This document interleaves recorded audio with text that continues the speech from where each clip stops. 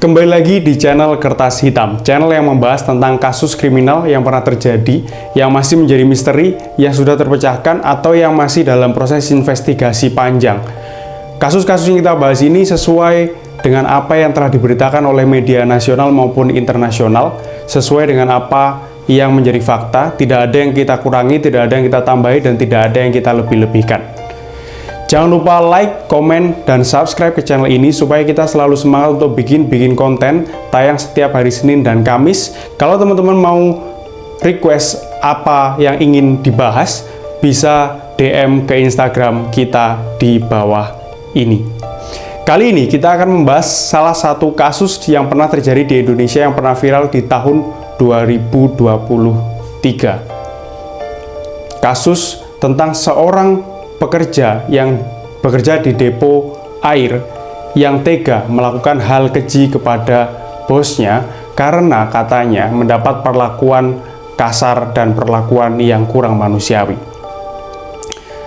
Bagaimana ceritanya? Langsung saja ke scene setelah ini. Bayangkan, bekerja bertahun-tahun di tempat kecil di bawah tekanan dan perlakuan kasar. Sampai akhirnya emosi itu meledak menjadi tragedi yang paling mengerikan di Semarang pada tahun 2023. Inilah kisah Husein, pria yang tega membunuh dan melakukan hal keji kepada tubuh bosnya yang sudah meninggal di depot air isi ulangnya sendiri. Apa yang sebenarnya terjadi di balik tindakan brutal ini? Apa motifnya? Apa yang mendasari Husein untuk melakukan kekejaman sekeji itu? Ini bukan hanya sekedar kisah kriminal. Ini tentang tekanan, dendam, dan sisi gelap yang dimiliki oleh manusia. Korban bernama Irwan Hutagalung, berusia 53 tahun, pemilik depot air isi ulang di kota Semarang. Sementara pelaku bernama Husein, umur 28 tahun, tidak lain adalah pegawainya sendiri. Menurut keterangan, hubungan antara keduanya ini selalu tidak harmonis.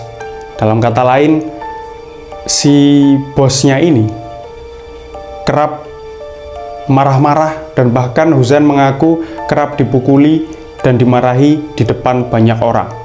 Rasa sakit hati dan tekanan dalam kerja ini perlahan-lahan berubah menjadi dendam yang menumpuk selama waktu yang lama sampai akhirnya Husein tak sanggup lagi menahan amarahnya kepada atasannya sendiri.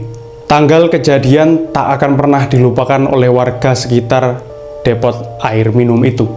Di pertengahan tahun 2023, malam hari, suasana sepi. Hanya terdengar tetesan air dan suara jangkrik.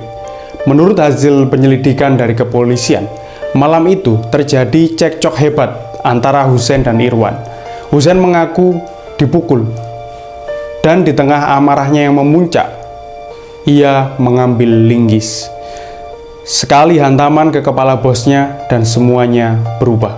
Irwan jatuh tak berdaya. Tapi disinilah sisi kebiadaban itu dimulai. Husein memutuskan untuk melakukan hal yang sangat keji kepada tubuh dari bosnya yang sudah tidak bernyawa itu. Lalu dia menyembunyikan jasad dari atasannya itu dengan cara yang sangat tidak terbayangkan oleh masyarakat umum. Dia dicor dengan semen di dalam depot miliknya sendiri. Husein mengira bahwa apa yang dia lakukan sudah tertutup dan tidak akan diketahui oleh siapapun. Akan tetapi takdir berkata lain. Beberapa hari setelah kejadian, warga curiga karena mencium bau tak sedap dari sekitar depot air minum itu. Saat diperiksa, polisi menemukan sesuatu yang mencurigakan di bawah tumpukan semen. Jadi di sana ada semen yang masih baru. Dan benar saja, setelah cor-coran semen yang baru itu dibongkar, disitulah ditemukan jasad Irwan dalam kondisi mengenaskan. Polisi pun langsung melakukan olah TKP, mengamankan barang bukti dan memeriksa semua karyawan. Tak butuh waktu lama sampai nama Husein muncul sebagai pelaku utama dari kejadian mengerikan ini. Setelah melakukan pembunuhan yang keji itu, Husein kabur ke Banjarnegara, tapi pelariannya tidak bertahan lama. Polisi berhasil melacaknya, dan Husein akhirnya ditangkap tanpa perlawanan. Dalam rekonstruksi yang digelar di Polrestabes Semarang, Husein memperagakan setiap langkah dari pembunuhan yang ia lakukan dengan sangat keji.